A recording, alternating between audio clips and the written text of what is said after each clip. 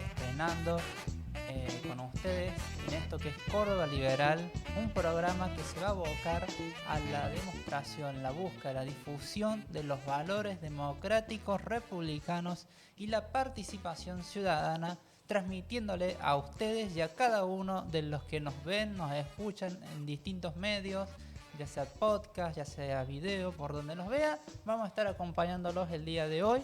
Bien, en este programa tan especial inauguramos este nuevo programa para lo que es nuestra querida sociedad.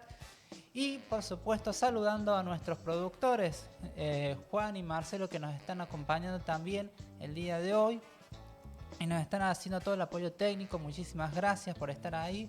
Y me acompaña hoy mi querido colega y compañero Nico. ¿Cómo estás? ¿Qué tal? ¿Cómo andás? Amigo Joel, ¿cómo están? Bueno, bienvenidos a este primer programa. Gracias por la presentación maravillosa que me has hecho para dar pie a este programa, a este nuevo primer episodio para inaugurar este nuevo streaming que sin lugar a dudas va a ser algo nuevo para el ambiente de Córdoba y sobre todo para el ambiente de la política, ¿no? Totalmente. Como siempre nosotros queremos empezar a presentarnos a la sociedad del día de hoy. Vamos a tener invitados, vamos a estar hablando de lo que a nosotros nos interesa transmitirle, sobre lo que es la política, sobre la participación. Importante lo que es el ser partícipe activo, o sea, participar, y no solo participar, sino ser, o sea, miembro de la sociedad que hace cambios. O sea, nosotros necesitamos jóvenes y como jóvenes queremos construir una nueva generación que genere cambios positivos a nuestro entorno. Vamos a tener invitados de distinta índole que representen distintos espacios, distintas posiciones. Vamos a hacer análisis, también vamos a hacer debates y por supuesto vamos a empezar con lo que es las noticias que tenemos el día de hoy, luego de una sesión legislativa bastante turbulenta que sucedió. Caliente. Claro, que sucedió el día de ayer en la legislatura provincial. ¿Y qué viste vos, Nico? ¿Qué novedad te viste vos ahí? Bueno, la tratativa de un proyecto polémico, ¿no? Que salió de vuelta a la división clara acá en la legislatura entre lo que es el oficialismo, entre lo que es la oposición al oficialismo. Un proyecto que demostró una polémica que es el tema penitenciario en la provincia de Córdoba, como son las distintas cárceles que hay en la provincia y cómo se le trata de dar una solución a través de este proyecto que fue la Procuraduría Penitenciaria Provincial, digamos, y cómo salió este debate rápido de varios legisladores para, bueno, tratar de bajar el proyecto o hacer entender que realmente no es una solución que trate el problema de una manera integral, ¿no? Sino más bien algo subjetivo o que no trata realmente los problemas penitenciarios de lo que es la provincia. No, aparte de no solo eso, también tenemos que analizar el proyecto en el cual, o sea, lo tenemos y lo hemos analizado con la creación de distintos cargos que ya muchos medios han hablado, medios que incluso son oficialistas, han comunicado de que 15 millones de pesos, un salario nuevo para nuevos cargos, o sea, políticos, porque los van a terminar escogiendo el Poder Ejecutivo. Y algo muy importante que tenemos que entender de que si queremos crear un sistema eficiente, tenemos que entender que la plata no es infinita. La plata no puede ser, la plata no se genera sola. Entonces la pregunta es de dónde va a salir esa plata. El gobernador también prometió la eliminación de impuestos, la eliminación de casi, o sea, estamos hablando 200 millones de dólares, entonces en impuestos, equivalente a lo que propuso en pesos él, y también pide más gastos públicos. O sea, Sí, es como en contra de la política que venía mostrando en las últimas semanas. Se había hecho eco muchos medios sobre lo que era el halago del ministro de Economía Nacional, de Toto Caputo, sobre la política que estaba llevando la provincia de Córdoba, el Poder Ejecutivo, para que ahora, en tan solo unos días después, bueno, se caiga este proyecto con 11 funcionarios nuevos con sueldos de aproximadamente 15 millones de pesos, ¿no? Que es algo que, sin lugar a dudas, va en contra de la política que venía mostrando el gobierno provincial y de la ciudad de Córdoba. Yo creo que más que nada, si ponemos a analizar, no es la primera vez que el gobernador en 2 años hace amagues de querer acoplarse a esta corriente de Milei, porque sabe de que tiene una provincia muy aferrada al modelo nacional.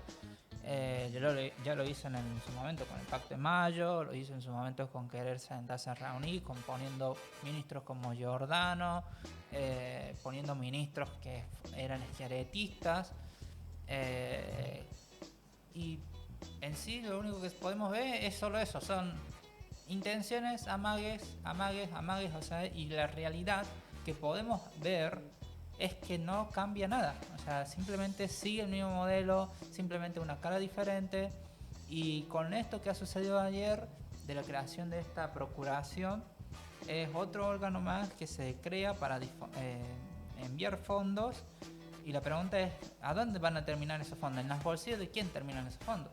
Bueno, es un poco de, digamos, la tradición lamentable que tienen algunos gobiernos de generar políticas vacías, ¿no? Como lo fue el nacionalismo raro durante varios gobiernos de turno nacional. Bueno, y ahora esas soluciones, digamos, que no agarran el problema por su raíz. Vos mismo lo decías con el tema de la reducción de impuestos. Córdoba sigue siendo hoy en día la provincia que más presión fiscal y más presión impositiva a la creación de empresas tiene. Es algo que, con reducción de impuestos que no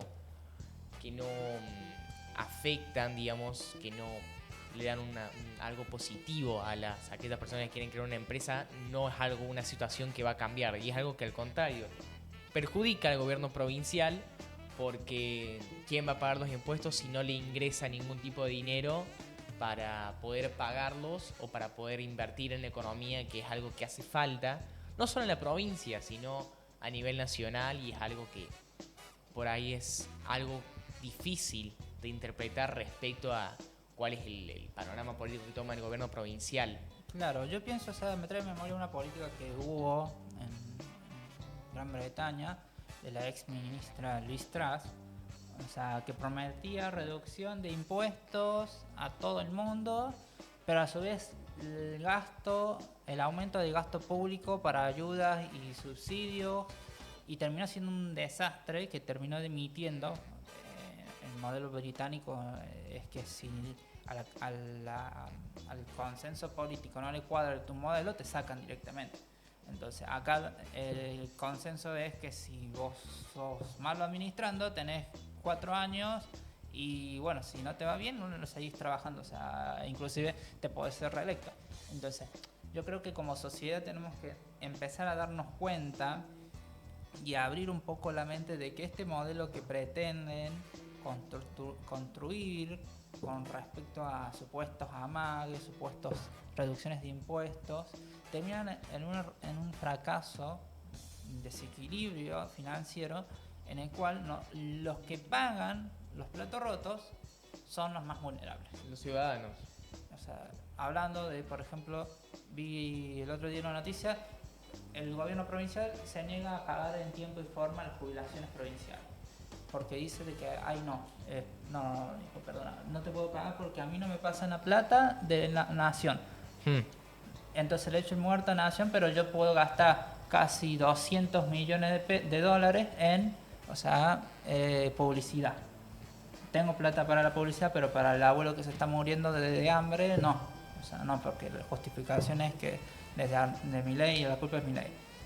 Bueno, de hecho, a ver, es algo que viene desde hace varios años. De hecho, el déficit de la caja de jubilaciones es algo que se quejaban, como que leí en varios medios, como es medios radiales y de prensa escrita, que mencionaban que hay un enfoque raro, digamos, en lo que respecta a cuáles eran los pilares de el gobierno provincial por mantener, que era uno de ellos el déficit en la caja de jubilaciones.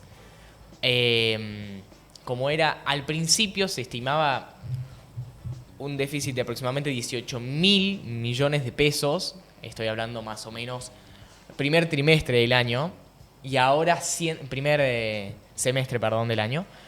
Y ahora se estima aproximadamente unos 22.000 millones de déficit en la caja de jubilaciones. O sea, no solo que no se ha tenido en cuenta políticas para arreglar eso desde un principio, es decir, desde el presupuesto de 2025, sino que aún más el déficit se ha agravado. ¿Y todo por qué? Por esa medida presidencialista que ha tomado el gobernador al principio, en momento de elecciones, de decir los cordobeses merecen jubilaciones decentes y por eso tendrán una jubilación de más de 1 millón de pesos, sabiendo que no tenía un respaldo económico totalmente competente a la propuesta que traía el gobernador. Eso es algo que ha provocado, sin lugar a dudas, un déficit y un agravamiento de lo que es la deuda que tiene la caja de jubilaciones con las propias personas que bueno, pasan a depender de la provincia. Totalmente. Y bueno, para empezar esta presentación con la sociedad, vamos a estar también, recibiendo a nuestro invitado del día de hoy, el señor Gregorio Ceballos. Bienvenido, Grego. Muchas gracias por acompañarnos el día de hoy. Ha sido ajetreado con el tráfico, todo, pero... Sí, viste como el tema, que empiezan así ahora antes de las elecciones, después nunca termina, queda todo cortado. Sí. Los canteros, los famosos canteros con maceta. 2 horas en el tráfico. Sí, está bien. Bueno, Grego, muchísimas gracias por acompañarnos el día de hoy. Sí, muchas gracias a ustedes por la invitación. Presentarlo a Grego como expresidente de la Juventud de la UCD. Córdoba, sí. Excelente, muchas gracias por estar el día de hoy, vuelvo a reiterar. Y queríamos, conocer un poco más con respecto a ustedes, porque si bien es un partido antiguo, la UCD hace años que está, siento de que muy pocas veces a los partidos chicos o los partidos, que no son rimbombantes, digamos de una forma, nos tratan siempre de ponerlo ahí como en un segundo plano. Y quiero que nos comenten un poco cómo han vivido ustedes la elección, cómo han vivido también este año, cómo vienen, y cómo perciben también la política nacional. Hay varias cosas que queremos también ir conociendo sobre ustedes. Bueno, primero que nada, soy la UCD, Unión del Centro Democrática. Es un partido histórico, como bien dijiste. De hecho, estamos ubicados en Dianfunes, 242, en Vélez Sarsfield, Dianfunes, básicamente, la casona nuestra histórica. Comenzó llamándose, vale la salvedad, Partido Demócrata en su momento. Luego cambia el nombre a UDC, Unión del Centro. Y recién, en los 80, con Álvaro Sogaray, cambia a UCD el nombre. ¿Por qué? Porque históricamente fuimos liberales, entonces acompañamos en ese momento el que era el liberal al Sogaray. Seguro han escuchado algo, saben algo, no sé qué saben. Sí. Ok. Lo acompañamos en su proyecto nacional y pasamos a llamarlo así. Después, obviamente, también tuvimos con el Sogaray todos los 90s. En los 2000 tuvimos un bajo, porque después de todo lo que fue el gobierno de Menem, el liberalismo pasó a ser mala palabra. Hubo un trabajo duro que hacer después de los 2000. Y después, por supuesto, año 2007 empezamos a acompañar lo que era el Pro Córdoba. De hecho, la UCD ayuda a juntar afiliados para el Pro Córdoba, para crearlo, para acompañar a Mauricio Macri, que era el que se empezaba a proyectar para un cambio en el país, salir de lo que se veía. Entonces empezamos a juntar afiliados. Me acuerdo cuando era la sede, compartían la sede con el Pro. Exactamente. De hecho, lo que fue el primer presidente del Pro Córdoba fue el antiguo presidente de la UCD. Muchos de la UCD pasan al Pro, se dividen a la mitad y pasan a ser partido de hermanos. Hasta el año 2016, cuando hay una diferencia con Negri. Siempre los radicales, viste, con el liberalismo. Siempre históricamente han tenido una competitividad con el radicalismo. Y sí, siempre, La Voz del Interior, que el diario de los radicales, siempre le pegó a la UCD y todo lo que es liberalismo. Claro. Luego, año 2019, empezamos a acompañar a Espert, que estaba en su momento Espert presidente, que está los herederos de Alberti, sacaron una canción, todo. Era Espert con Urtubey, si no me equivoco. El candidato a vice. No era Urtubey. Era el periodista, y se me fue el nombre ahora. Bueno, el candidato a vice estaba por ahí. Sí, era el periódico. Fue el nombre, la verdad no me puedo acordar. Lo googleamos. Listo. Sí, empezamos, le prestamos el sello. Acá hicimos lo que fue una alianza con el PL Córdoba en el 2019, donde acompañamos a Esper. Obviamente, en Córdoba no se pasa la lista de diputados al paso, porque a Esper no le fue tan bien en esa elección, ya que estaba todo polarizado. Sí, estaba Macri también era, ahí, o sea... Sí. Era Alberto, Macri y toda la gente que tenía miedo que vuelva el kirchnerismo, por lo menos la gente decente del país. Sí. Tenía miedo de la vuelta de Cristina. Y estaba del otro lado todo otro medio país que quería que vuelva Cristina. Claro. Entonces las opciones No eran no muchas. había mucho que elegir, era o Macri o vuelta del kirchnerismo, entonces la gente no se prestaba para votar otras cosas. 2021 seguimos acompañando a Esper, creamos el frente por primera vez en Córdoba Avanza Libertad, con Esper Milei, y ahí es donde después en el 2021 también nos vemos perjudicados con la separación de Esper Milei. Claro. Pues como hijos huérfanos, ninguno de los dos padres, viste, Se quiere hacer cargo del chico. y Claro. quedaban separados. Obviamente nosotros teníamos ya la alianza firmada, podíamos presentar listas, ya sea como los dos papas se separaron, uno puso Libertad Avanza, otro Avanza Libertad, podíamos usar cualquiera el apellido de los dos. Claro. Nosotros decidimos seguir al que tenía más proyección y el que representaba mejor la idea, que era Milei. Bien. Y tan errado no estábamos, porque hoy en día es el presidente del país. Sí. Le ponemos el Frente Avanza, la Libertad Avanza, nos candidatamos, y luego en el 2023, ya ahí no podemos integrar la Alianza de la Libertad Avanza, vamos solo competimos a nivel provincia y a nivel ciudad, con el Partido Libertario en alianza. Bien. Y comentame, Grego, o sea, más o menos, con todo este recorrido, ustedes, al igual que muchos, han tenido muchos desencuentros, o sea, por una cuestión de mantener la identidad, por mantener, o sea, la historia, por mantenerse firmes en sus creencias personales e individuales. Sí. O sea, han recibido por ahí muchos achaques. Y este año, ¿cómo lo han vivido este año? Porque estos 2 años desde el gobierno Eso de te iba a aclarar, Javier... estos 2 años, pero Sí, yo creo que un punto y aparte, como decía Milei en su momento, estos 2 años de historia del país, es imposible negar lo que está haciendo Milei al nivel del liberalismo. Quizás te pueden gustar más o menos los modos, que la gran queja por ahí de la gente más grande, sí, que no le guste tanto los modos, pero es innegable lo que está haciendo a nivel país. Entonces nosotros a nivel partido siempre hemos acompañado la idea de Milei, siempre que nos han preguntado hemos dicho que a nivel económico es perfecto lo que se tenía que hacer, no había otra forma de evitar la hiperinflación que se venía, todo el desarraigo que había a nivel que había dejado Alberto Fernández y el presidente Massa antes de irse, había hecho casi un mini golpe de Estado y había asumido todas las funciones. Entonces es imposible discutirlo a Milei, sinceramente, porque creo, a esta altura no se me ocurre nadie que hubiese hecho mejor las cosas. bien, bien. Este año participaron de las elecciones. Este año como tal, nuestra idea era, si podíamos estar con Milei, no se pudo, entonces no jugamos básicamente, porque una cuestión de que no había nada que nos parecía tan llamativo como tal.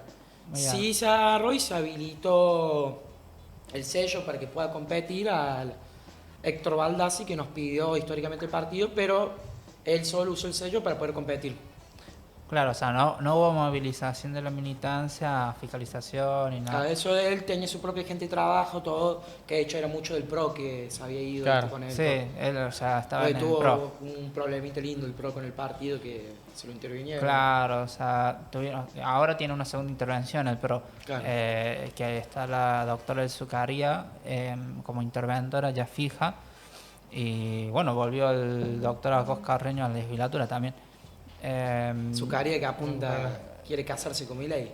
O sea, Está- yo creo que más, o sea, la doctora Sol es muy leal a Mauricio, o sea, es muy leal a Mauricio. Yo diría que la que más busca el casamiento la fusión con la Libertad Avanza es la doctora Laura Rodríguez Machado. Pero eso ya fue, integró la lista.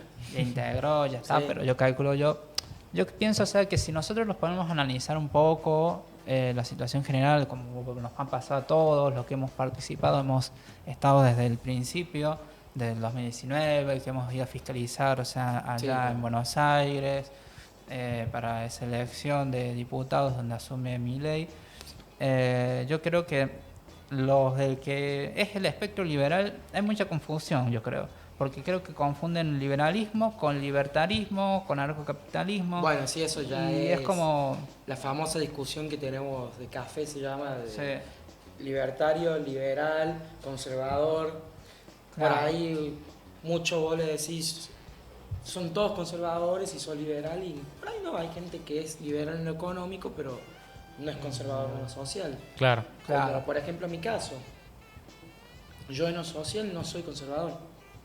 Siempre y cuando no me hagan pagar con mis impuestos nada que quieran hacer vos, lo que hagan dos personas mayores de edad en su intimidad o lo que quieran hacer ellos, ¿quién soy yo para impedírselo? Entonces, esos son temas. Después, bueno, tener otras discusiones ya donde sí no hay que ceder ni un milímetro, que es la discusión del derecho a la vida. sí, totalmente. Yo pienso, o sea, de que dentro de lo que ha pasado en estos 2 años, no sé qué opina vos, Nico, también, es como que la discusión política pasó de vamos por Cristina o con este, a pasó a ser, acá por lo menos en Córdoba, lo que yo veo cuando voy, por ejemplo, en Uber, voy en colectivo, escucho, es, no, ese es zurdo, no, ese es, o sea, cuca, no, ese es libertario. Ya no está la discusión enfocada en, creo yo, que en los políticos, no sé cómo Sí. lo ven, creo que se enfocó más en lo ideológico ahora. Creo que va fuera por los candidatos, ¿no? Y el único candidato que es el más trascendente es Milei. Que tiene las ideas. El que está de turno, digamos, es el que está representando a la Argentina ahora, y creo que el debate ya ha pasado más sobre si adherir con Milei o no.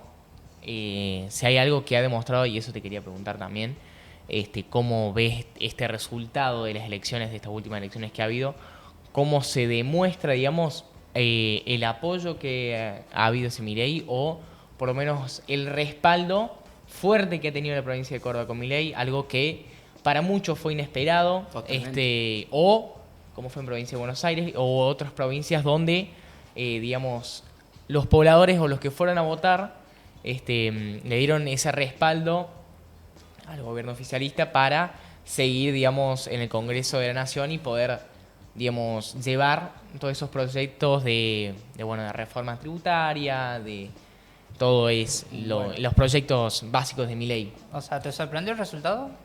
La verdad, un poco sí en Córdoba. Yo sí le decía a todo el mundo que Milei iba a ganar a nivel nacional y que iba a sumar muchos diputados. Eva tenía compañeros, hablo con mucha gente liberal del entorno, estaban pesimistas, mismos chicos de Libertad Avanza en su militancia y juventud. Estaban pesimistas y yo le decía, no, va a ganar Milei a nivel nacional. No se esperaba el resultado de nadie, se esperaba el resultado ni Schiaretti. Sí. A Schiaretti lo agarró y le pegó un cachetazo y Sí, o sea, le hicieron pagar el costo político al viejo. Totalmente, o sea, de hecho, si te pone a pensar para una figura como Schiaretti, para bien o para mal, que es histórico en Córdoba, lo que le hicieron de ponerle una elección y exponerlo tanto a él, ya que ya está grande, te da un poco de De lástima, o sea. Sí, no, hasta lástima incluso lo electoral, diría. la apuesta esa que tuvo de Provincias Unidas de ser un partido nuevo, Sí, la de ser un tercera partido vía. emergente y de poner de una figurita, digamos, estrella. Claro. Como fue Juan Schiaretti, que no digo que no sea capaz de afrontar un escenario político como este, pero sin lugar a dudas, por ahí no fue el resultado que se esperaba. Mostró un mensaje positivo de que estaba agradecido con los que le habían votado, con los que habían apoyado a Provincias Unidas, pero no por ahí para mí, que es un poco coincidiendo lo que decís vos, no se lo esperaba de una manera tan así. Claramente lo que lo rodea no le informaron bien en encuestas. No sé qué encuestas las tuvieron dado, pero él le esperaba otro resultado. Esperaba ganar. Sí, es evidente de que entre el análisis que podemos ir haciendo del año, es claro que el liberalismo llegó para quedarse, o sea, volvió a la gente a entender que lo que Te lo voy a corregir. Milei llegó para quedarse. Te soy sincero, porque López Murphy hace 200 años estuvo intentando y no pudo. Esper lo intentó y tocó el sol con las manos y se quemó y cayó. El único que llegó para quedarse por ahora es Milei. Es Claro. casi muy difícil imaginar otra figura que pueda ir, plantarse y ganar a nivel nacional como ha hecho Milei hoy en día. Claro, yo pienso Entonces- también con eso que decís de que Milei, hay que también ver que en los territorios hay el armado político de Milei, por ejemplo, acá en Córdoba, la gente fue y lo votó a Milei. Obvio, si su campaña era rock, era Milei. Y mucha gente de cada... Ponele que de cada 10 que votaron a Milei, 5 no han escuchado la voz de Roca. No saben cómo habla su discurso, pero saben que es Milei. Pero ahí es el punto que quiero retomar lo que decís vos. El gran punto que teníamos Milei es marcar la agenda. En la política lo más importante que vos podés hacer es marcar la agenda y que los otros te vayan siguiendo a vos. De hecho, Milei le empieza a ir mal el año pasado cuando deja de marcar la agenda de él y se la empiezan a marcar los otros con Lali, con los jubilados, con la marcha. Ahí en la política cuando otros te marcan la agenda te va mal. Milei, si algo que ha hecho bien es marcar la agenda. Ahora él marca la agenda de la reforma, todo el mundo habla de la reforma laboral. Marcó Claro. la agenda de la dolarización, todo el mundo fue en contra o a favor de la dolarización. Entonces va marcando los puntos de interés de la sociedad. Entonces eso te focaliza, estás a favor de su idea, estás en contra. Claro. El gran problema que ha tenido la oposición, que es el kirchnerismo, que por eso está muriendo, no sabe a dónde apuntar. No se define para ni si quiere ser de izquierda, porque capaz quiere ir con los chicos de la CAM para volver a las olas feministas del 2017, que vamos a quemar una iglesia, vamos... Y después tenés otros que dicen, no, hay que volver al peronismo clásico, de patria, Dios y familia, con un Estado fuerte, un ejército Presente, fuerte, ¿no? claro. Sí. Entonces no se definen entre ellos y no saben qué hacer, no saben para apuntar, entonces vos le preguntas, ¿cuál es tu idea? Y vos te fijaste en los carteles que dice frenar a Milei.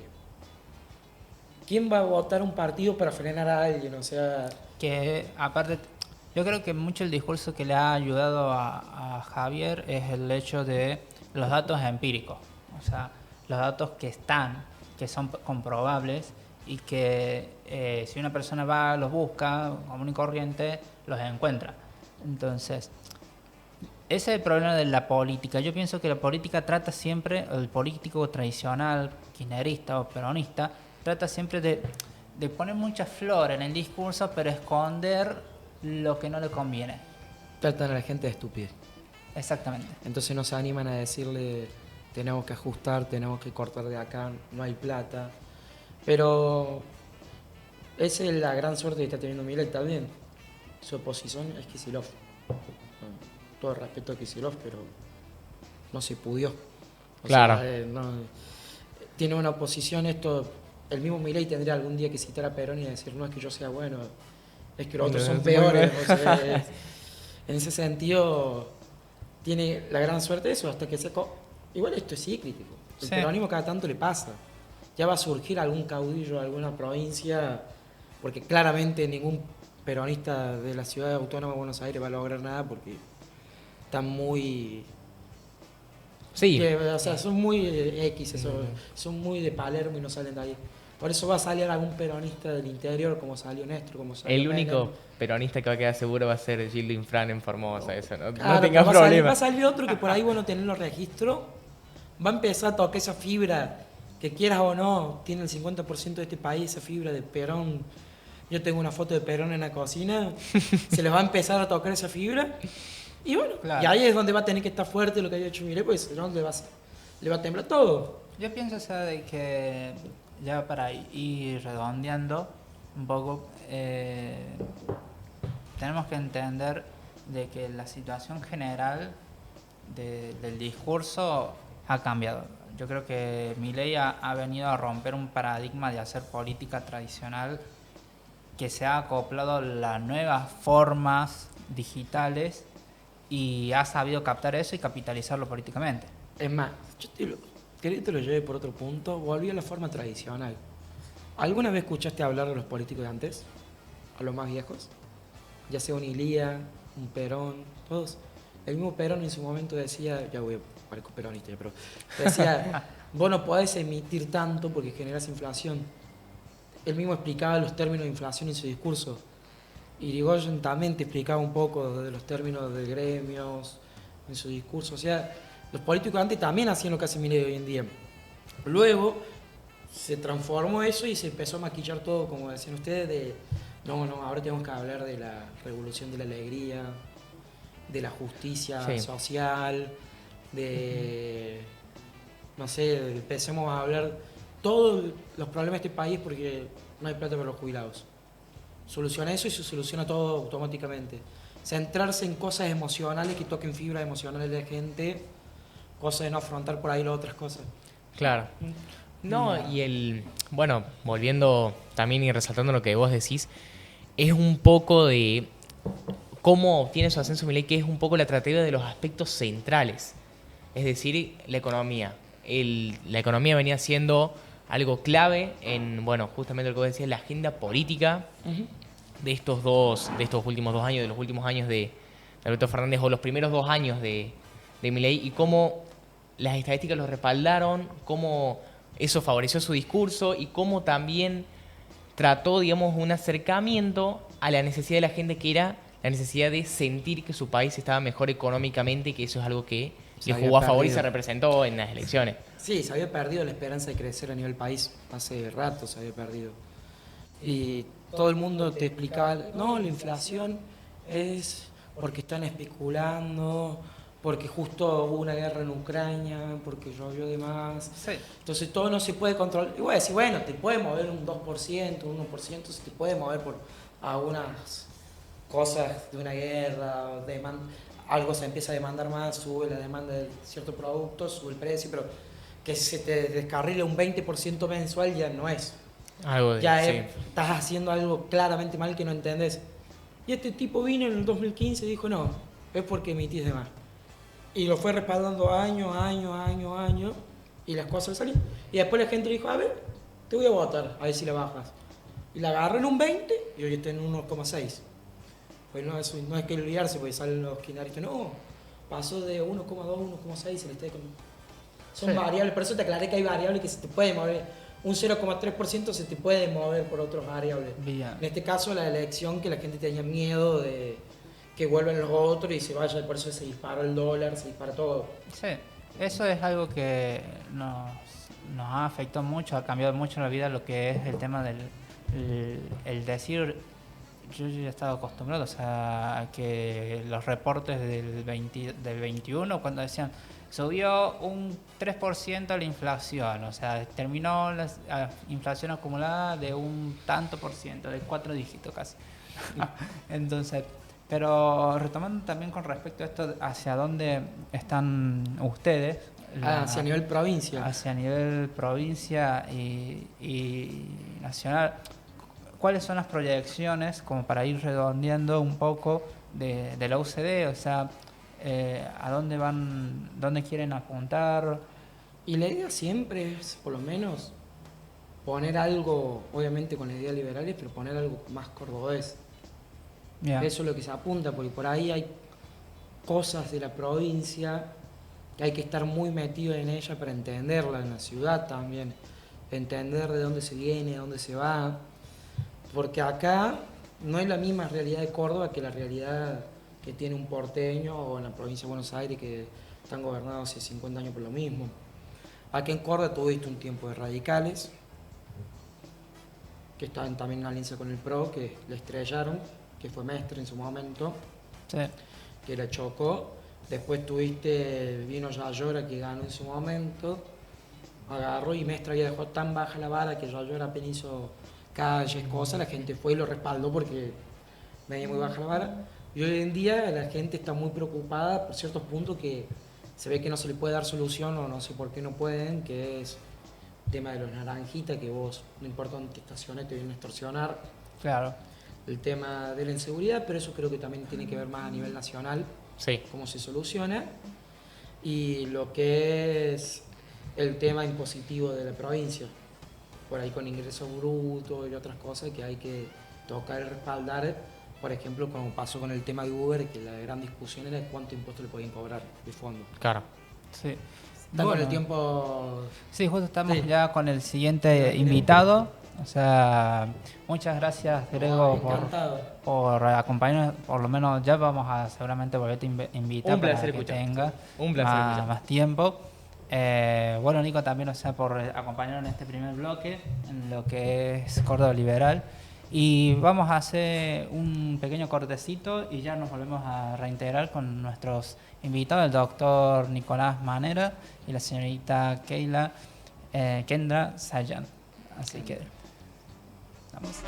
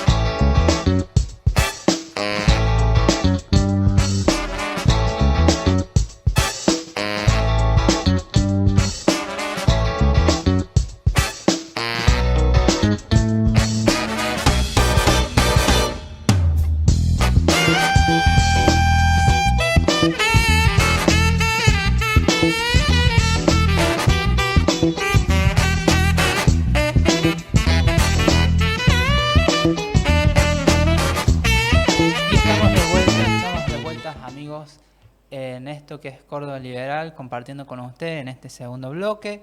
Nos está acompañando Kendra Sayan, de lo que es propietaria de una inmobiliaria, o sea, una señorita emprendedora, Entonces, que nos va a estar comentando también con respecto a la situación habitacional, el doctor Nicolás Manera, que también es egresado y colega, o sea, amigo de la casa, de la Universidad Nacional. Bueno, más que nada lo que queríamos charlar con ustedes, amigos, es distintas cuestiones que por ahí al día a día de la gente cuesta entender, pero afecta mucho, como son las cuestiones de reformas laborales, es cuestión de alquileres, propiedades, que para la gente común y corriente no se comprende o no se llega a entender muy bien porque la gente lo hace complicado, los políticos lo hacen complicado. Y Kendra, ¿qué ha venido pasando en Córdoba con el sector inmobiliario, con el sector habitacional? ¿Cómo ves vos la cuestión de vivienda en Córdoba? Con la vuelta a la vieja ley de alquileres, ¿se sumó más alquileres, más ventas? Y en realidad hay dos aristas como para explicar. Primero entender que la venta en lo que es septiembre subió por una cuestión de créditos hipotecarios y después en noviembre bajó. Esto es con datos informados. Y con respecto a lo que es alquileres, aumentó porque la inflación, los alquileres se regulan por dos índices, IPC e ICL, ¿sí? Por lo tanto, si la inflación sube, la tasa nominal que se le aplica con la inflación, con el IPC e ICL, termina siendo más. Entonces ese aumento, esa actualización de alquiler, si es de a 3 meses, puede llegar a ser de 40.000 pesos, darte un ejemplo, claro, ¿no? Pero como para darte una idea, en los alquileres, al estar bajo, si bien eso es a nivel general, han aumentado los alquileres como 15.000 pesos. Hay mucha diferencia. Bien. Te lo digo en números como para entender, digamos, claro, explicarlo. Con respecto a las ventas, hubo una cantidad de ventas, digamos, subió la tasa en septiembre con los créditos hipotecarios, pero ahora actualmente en noviembre bajó, esto es en todas las inmobiliarias. También tiene que ver un poco con el tema del costo en construcción, entonces va todo variando al monto, al importe en el momento de la venta, ¿sí? Entonces, en realidad es un mercado que tiene muchas aristas y con respecto a estos dos, a los alquileres y a las ventas, puede ir variando dependiendo de la inflación o no, y dependiendo de la demanda, ¿no? Hoy en día la gente prefiere alquilar que comprar. Hay una tasa baja de compra. Por eso tanto la venta no se ve con una tasa alta. claro. Nico, desde tu punto de vista de abogado, ¿qué consideras por qué falló la ley que intentaron hacer nueva de alquileres y tuvimos que volver a la ley antigua, o sea, donde se volvía a regular como... La retrotracción al Código Civil, que es básicamente lo que plantea la nueva ley con un par de excepciones y de aristas, termina fallando en el sentido de querer controlar los precios. El tema del control de los alquileres, teniendo en cuenta la situación de la gran demanda habitacional, como decía Kendra, de cómo se ha ido mutando y producto también de la gran inflación que termina teniendo. Nosotros tengamos en cuenta que se estaba estableciendo como punto fijo un valor de alquiler que no iba teniendo el aumento progresivo que la inflación iba teniendo. O peor aún, que cuando se tomaban los contratos justamente a una tasa muy actualizable, el valor en el cual una persona terminaba ingresando al momento de contratar al año o a los 6 meses incluso, terminaba desbordándose. Entonces, tanto cuando uno alquila como cuando uno es inquilino como locador, trata de hacer un negocio, ya sea porque está barato el precio, está alto el precio, las prestaciones son buenas, las prestaciones son malas. El problema es que este negocio en el día a día, cuando uno tiene una familia, se torna complicado a la hora de hacer las observaciones y tratar de verlo objetivamente. Distinto es, por ejemplo, del comerciante. El comerciante tiene todas estas variables y todas estas aristas objetivas, de forma más objetiva. Hoy justo veníamos conversando con un comerciante que justamente nos decía, él abrir su local le implicaba 130.000 pesos por día. ¿Por qué? Por todos los gastos que termina teniendo, ya sean los empleados, servicios, alquiler y demás. Esta es la situación de él. Y él, un día, 130.000 pesos, estamos hablando de que en el cabo de los 30 días del mes, tiene que estar rondando más de 4 millones de pesos. Entonces, estas complicaciones que se terminan suscitando es lo que termina generando que una ley de alquileres que busca regular un sector del segmento comercial que es tan volátil como es el tema de los alquileres, que tiene tantas situaciones que muchas veces en la ley no estaban consagradas, pero que terminaba, al ser de orden público, terminaba regulando por incluso la voluntad de las partes. Que si una persona quería someterse a determinadas cuestiones, a determinados controles, decía, mira, la verdad es que no me conviene, porque no me conviene hacer el negocio. Hoy por hoy, sigo coincidiendo con Kendra, manejamos una situación donde, sobre todo en la parte joven, muchos plantean de que tener un inmueble, una propiedad, implica un activo pasivo, que quiere decir que no me genere ingresos o que la tasa de amortización que yo requiero para que la propiedad me genere ingresos es demasiado. Una situación que genera un contraste muy grande con quizás nuestros padres, con generaciones anteriores a nosotros, donde lo más importante era el techo, donde si uno charla con ellos te dicen invertir en ladrillos, eso no falla. Claro. En el caso, por ejemplo, yo creo que tomando esto que hablamos de la situación habitacional en Córdoba, la generación del 98, diría 85, del 95 para adelante, tiene un grave problema habitacional que no estoy viendo que sea resolutible a corto plazo, ya que los costos de vida se disparan.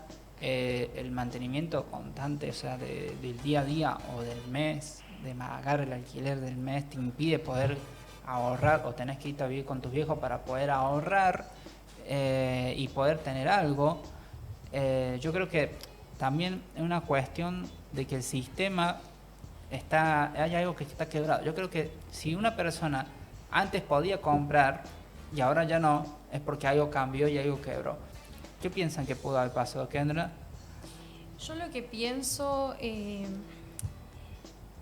primero determinar que el cambio se dio también en una cuestión evolutiva. Hoy en día no pensamos como nuestros padres, es una realidad. Antes, justo como decía Nico, antes uno como que priorizaba capaz primero tener su casa, y hoy en día uno prioriza o estudiar una carrera, tener un proyecto de vida, tener un negocio y apunta a eso. Entonces capaz lo que ahorra o lo que quiere ahorrar no está tanto en una casa, sino en un proyecto que más adelante te va a dar la posibilidad de tener una casa, ¿no?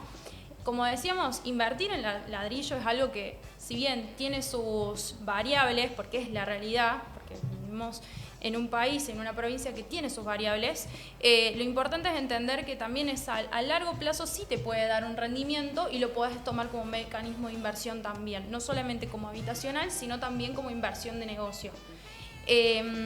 Con respecto a lo que vos me preguntabas puntual, ¿qué es lo que cambió? Yo creo que cambió el individuo cuando crece, y la cultura y toda nuestra educación también cambió. Inclusive no pensamos hoy en día vivir con jubilaciones. Nosotros les preguntamos a los jóvenes y te dicen, no pienso vivir con jubilaciones, pienso tener un proyecto, un negocio que me dé rentabilidad para yo vivir bien cuando tenga cierta edad.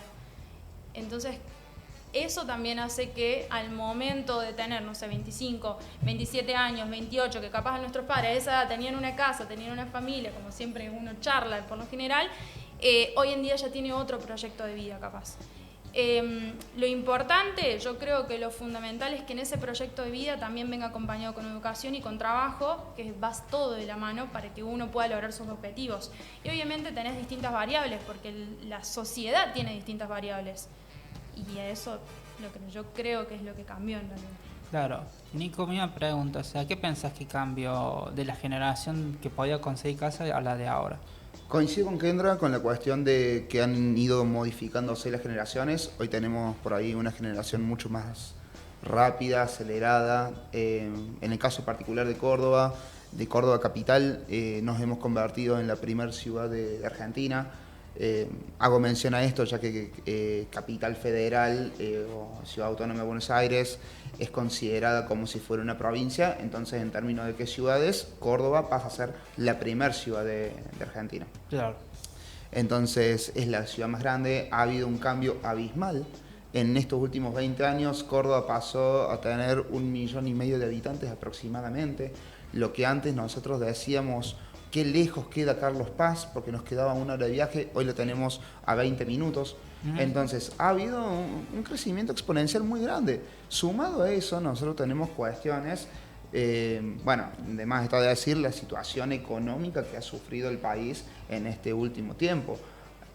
Muchas cosas que con una cuestión de un proyecto que antes venía de generaciones, que nos antecedían, que nos iban permitiendo dividirnos nosotros, estar mejor establecidos, hoy por hoy la verdad que no se mantienen.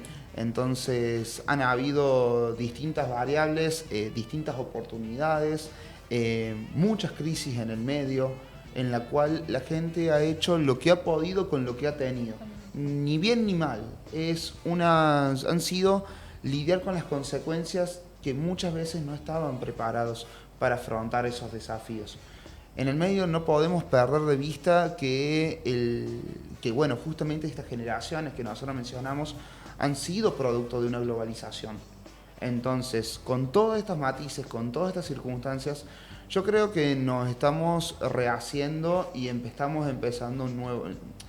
lidiando con las consecuencias de haber empezado con un nuevo punto, en el caso nuestro, todas estas crisis circunstanciales. Bien. Entre el precepto de me puedo comprar la casa, puedo trabajar, tengo determinadas estabilidades dentro de mi propio trabajo en el cual voy a permanecer 20 años, nosotros pasamos a un entorno y a una generación en la que no puedo trabajar más de 1 año en la misma empresa porque me están ofreciendo más plata del otro. Entonces hay una situación y también empiezan las distintas matices de la situación entre la persona que quiere emprender y la persona que busca una relación de dependencia. Y se generan estas problemáticas que terminan dando tanto de qué hablar. Claro, en la cuestión, por ejemplo, tocando lo laboral, o sea, pienso que ¿te ha pasado con respecto a la cuestión de tener inquilinos, porque la inmobiliaria trata con los inquilinos, no directamente el propietario, de que te dicen, che, mira, no puedo llegar, voy a estar demorado este mes, cobrame la mora porque no ando mal? O sea, de lo que es tu experiencia en el rubro, desde el gobierno anterior al gobierno de ahora, ¿pensás que el gobierno anterior te caían más personas diciendo, che, mira, no llego? Al gobierno de ahora, che, mira, no llego, pero son muchos menos. Con respecto a lo que es, sí, porque había una tasa muy variable. Una tasa de mora muy, muy diferente. No tanto de la mora, porque en realidad lo que pasaba era con respecto a las actualizaciones. Entonces, cuando había actualizaciones, ahí era un inquilino, era pensar cuánto me va a venir, la típica frase, cuánto me va a venir el mes que viene. Es la realidad. Y lo que te dicen cualquier trabajador que alquila, o cualquier persona que alquila. Hoy en día está un poco más regulado. Y por eso te hacía la diferencia de, no es lo mismo la actualización a 40.000 pesos a una actualización hoy en día que es de 15.000 pesos. Que vos la tenés, por ejemplo, cada 3 meses, cada 6 meses. Hay una diferencia. Y con respecto, sinceramente, a la experiencia con los departamentos que tenemos en alquiler y todo, una sola persona, como así decirte, en el mes de junio fue que me dijo, mira, estoy un poco complicada. Pero después, los inquilinos que tengo, la verdad, pagan en tiempo y forma, son muy responsables, pero no es algo que se está viendo mucho. Claro. En la cuestión, por ejemplo, Nico, te consulto correlacionado con el tema laboral, o sea, porque también tiene que ver mucho en la cuestión laboral para pagar el alquiler, para llegar a fin de mes. ¿Cómo has notado en el rubro legal el tema de ahora que se viene el tema de la reforma laboral, tema de juicios, temas, o sea, de despido, cartas, telegramas de renuncia, han variado, siguen teniendo la misma constancia, han aumentado. Ha variado y depende mucho del rubro. Han habido sí ciertas injerencias sobre pequeñas empresas, que es sobre todo la parte en la que yo me aboco y dedico, pero en términos generales dentro de todo se ha mantenido de forma similar. Claro. No han habido grandes variaciones. Sí hay que tener una consideración, muchas empresas que antes subsistían y que se mantenían en un proceso deficitario, en el cual no estaban generando lo suficiente, ahora se han visto obligadas a cerrar. Esto ha pasado en varias ocasiones. Ha tenido que ver el cambio de gobierno, ha tenido que ver la cuestión de cómo se han ido dando en sintonía las cuestiones económicas, pero también yo soy partidario de que un negocio no puede estar permanentemente en déficit. Un negocio tiene que ser próspero, tiene que tender a ser próspero. Si nosotros venimos con una empresa que en 20 años me está dando déficit, hay algo que está mal. Entonces hay cuestiones que también se venían tomando de forma más laxa y que se dejaban pasar, que ahora no. Entonces muchas veces lo que antes se podía mantener de la forma incorrecta, ahora estamos obligados a hacerlo como corresponde o de otra forma. Ahora si los números no me están dando y me veo obligado a cerrar.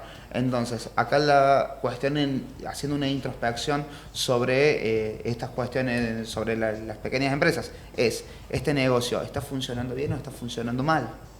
Claro. ¿Cuál es el punto? ¿Por qué está funcionando mal? ¿Y qué análisis de mercado tengo que hacer para que funcione bien ese negocio? Exactamente.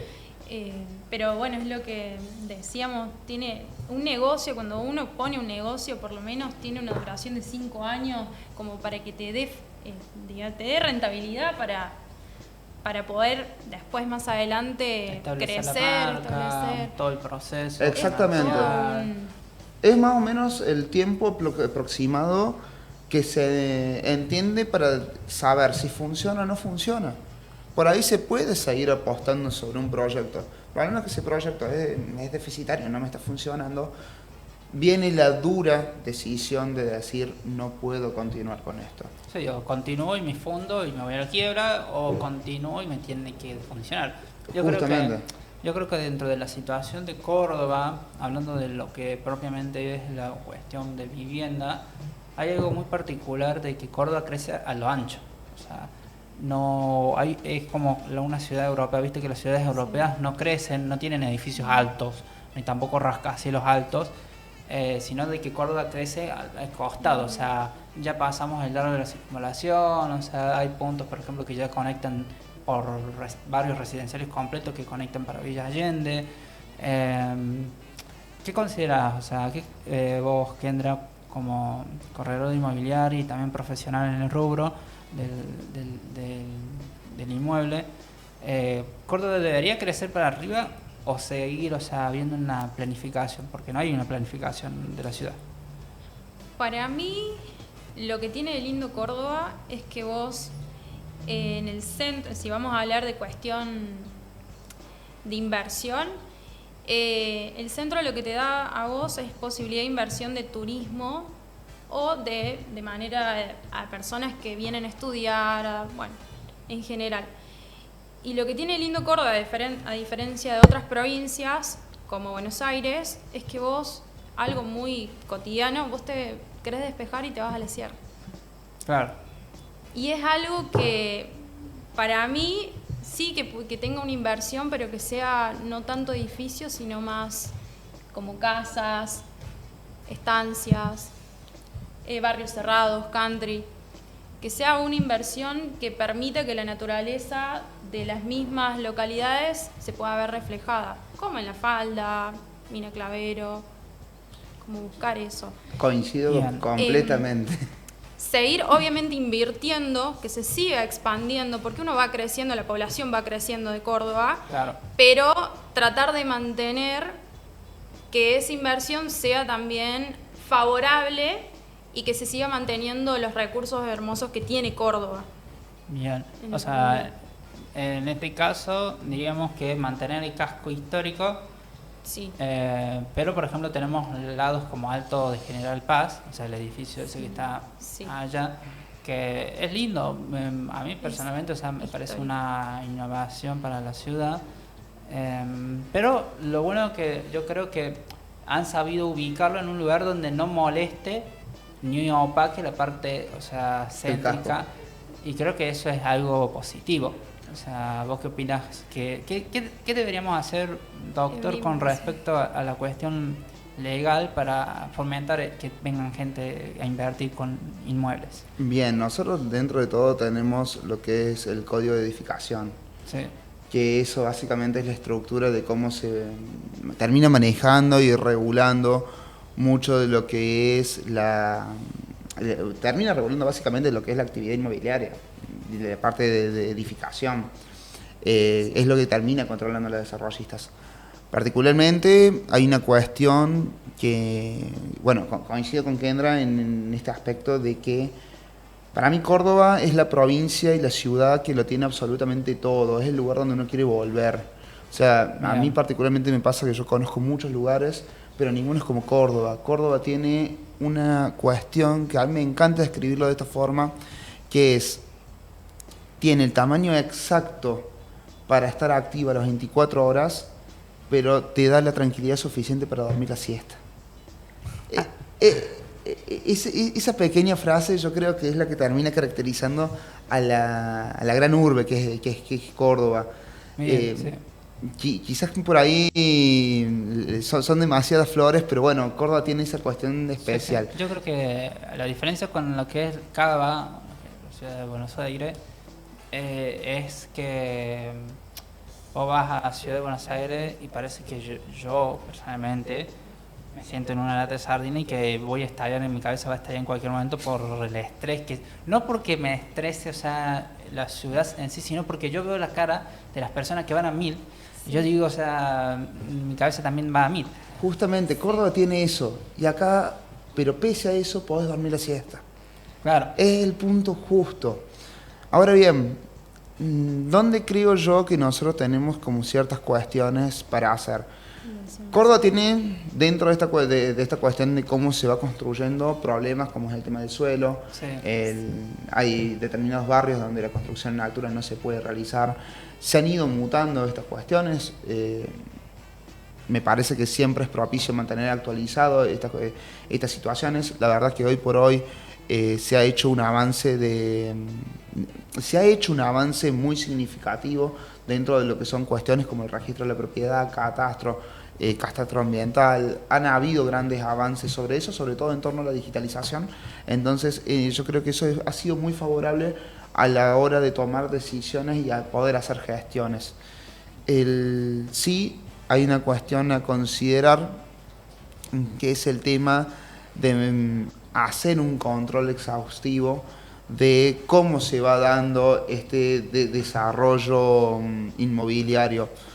¿Por qué? Hay determinadas cuestiones, por ejemplo, me pasa mucho en pueblos del interior, sobre todo aledaños a Carlos Paz, que eran comunas diferidas, pero que también han tenido un crecimiento tan grande que han quedado como barrios apartes dentro de la ciudad de Carlos Paz. Claro. Como lo mismo que nos pasa a nosotros en Córdoba con determinadas localidades aledañas, bien, que forman parte de Gran Córdoba. Ahora bien, dentro de estas cuestiones me pasa mucho que dentro de estas comunas, lugares donde vos antes veías mucho verde, ahora empezás a ver mucho cemento sobre las sierras.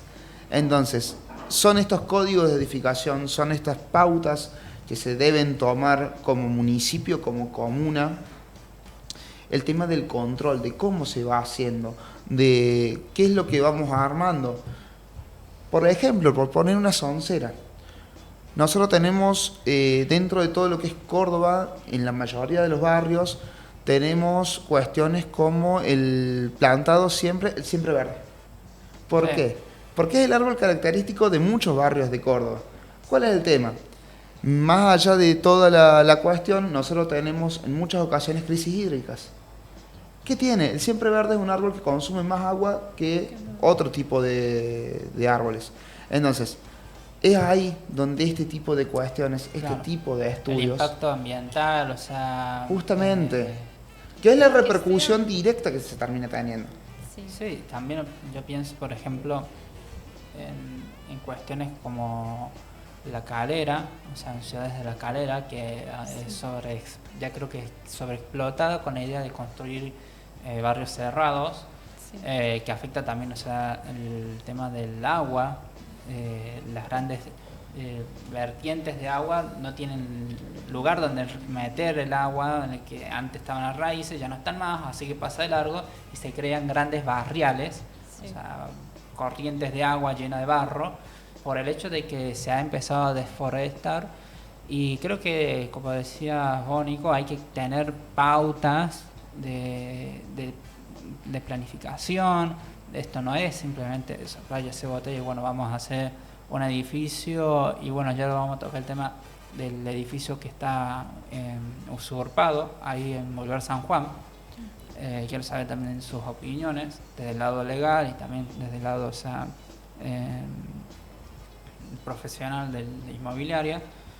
Pero yo creo que en sí el principal problema es que muchos también hay lugares abandonados, o sea, hay terrenos, uno si entra, bueno, vos Nico podés entrar con el quiz de abogado y vos ves la ciudad en catastro y te aseguro que el 25% de la ciudad está en deuda, en mora, hace 25 años abandonados, o sea, terrenos que están ahí, por ejemplo, en el centro.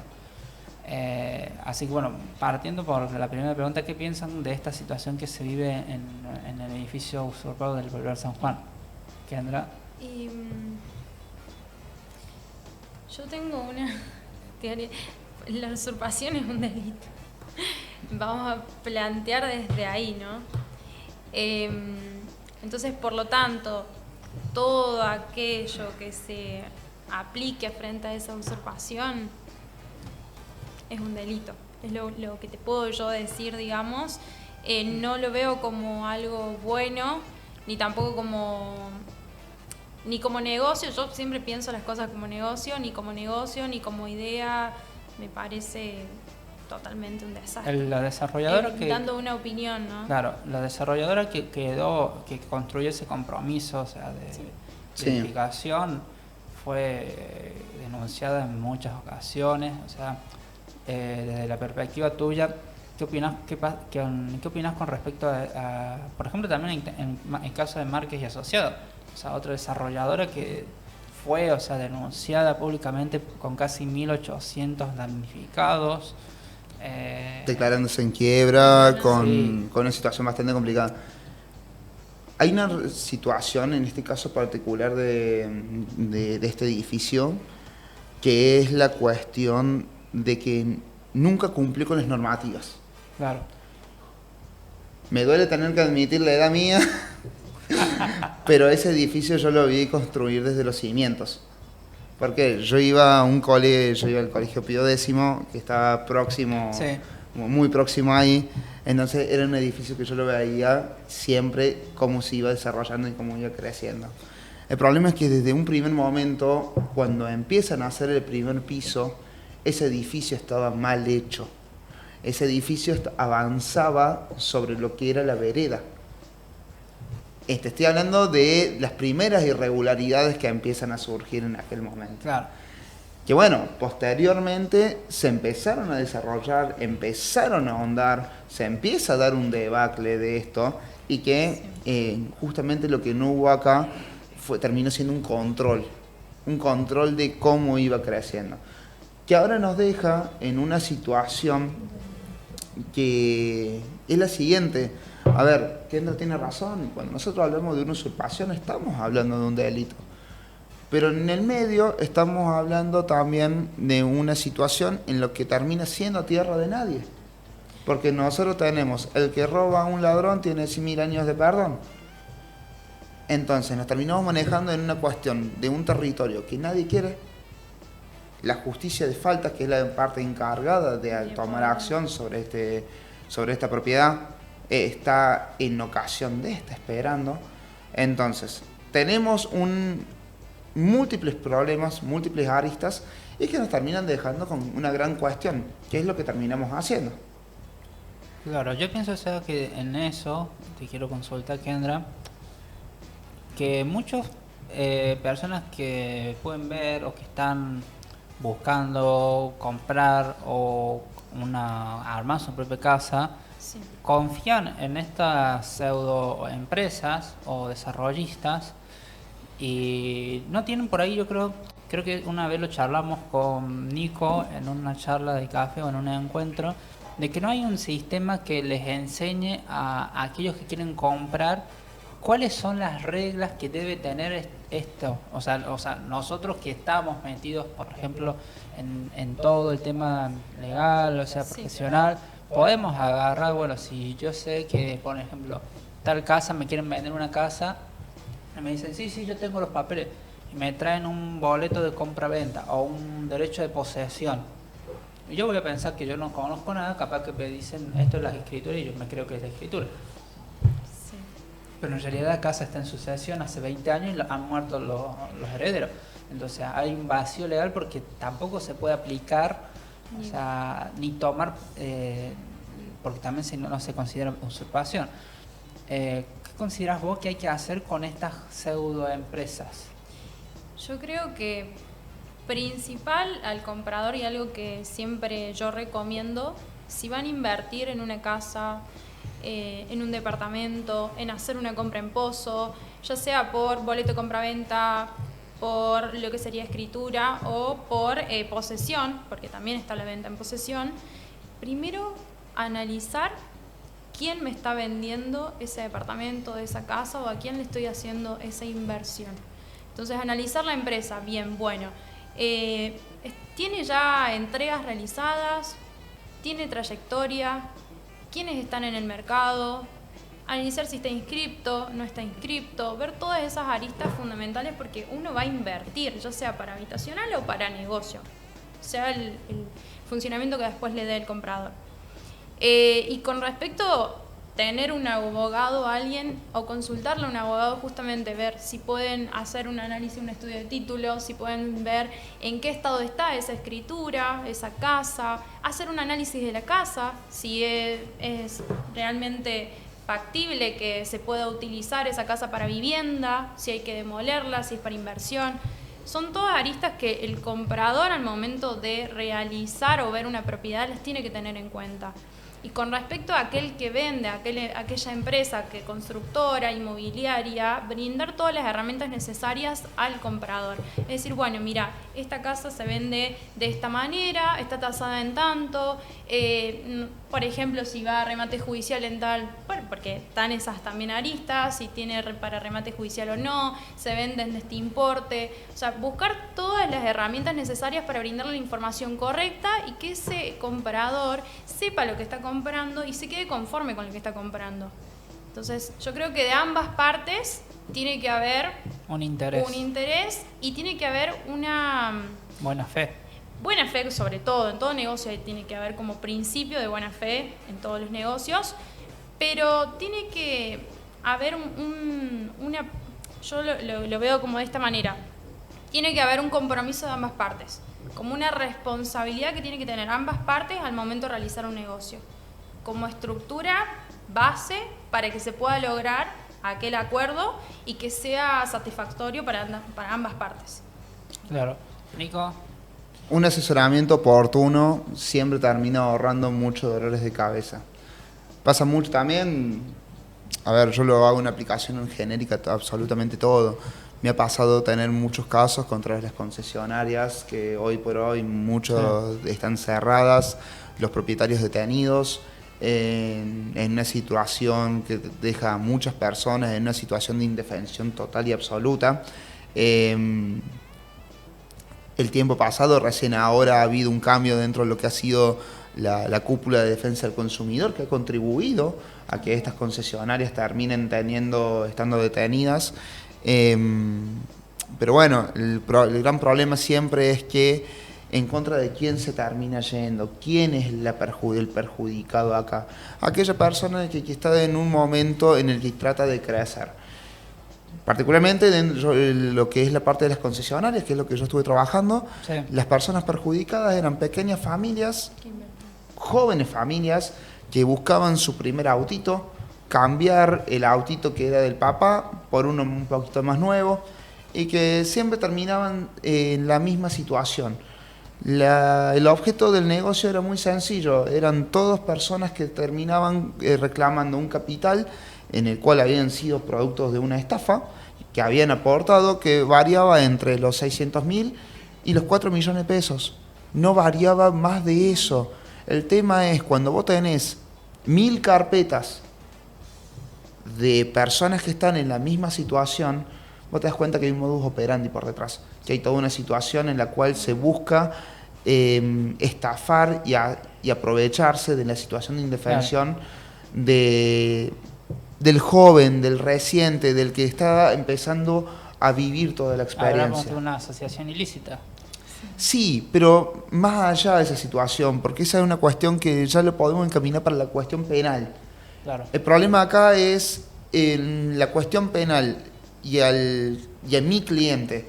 A mi cliente, ¿le interesa que quien lo estafó esté en la cárcel o no esté en la cárcel? Sinceramente no. A mi cliente le interesa que él puso 4 millones de pesos y ahora yo le tengo que decir, mira, está en la cárcel. Podemos ir, podemos iniciar acciones, tenemos que ir a tiempo futuro, podemos ver de recuperar después ingresando en un concurso y quiebra, porque es más o menos el modus operandi que ellos llevan a cabo. Y me dice, ¿cuánto tiempo va a pasar? Y ahí viene la pregunta del millón. Claro. Entonces nosotros tenemos este tipo de cuestiones que procesalmente hablando es una cuestión, pero los tiempos de mi cliente, los tiempos de la familia son distintos, es otra cosa. En este caso, cuando estamos hablando de hacernos presentes frente a una inversión, frente a tomar un riesgo, frente a tomar incluso un desafío, yo creo que la postura siempre tiene que ser el asesoramiento. Bien. Acá Kendra, como referente de Novantis, la verdad que siempre es increíble y tiene la posta justa. Como, por lo menos hasta el momento, siempre así la clara. No, Bien. yo creo que, como dice Nico, el asesoramiento es fundamental, porque atrás de eso, yo lo que pienso es como decíamos, una familia que está invirtiendo para vivir, una persona que está invirtiendo para que sea un negocio.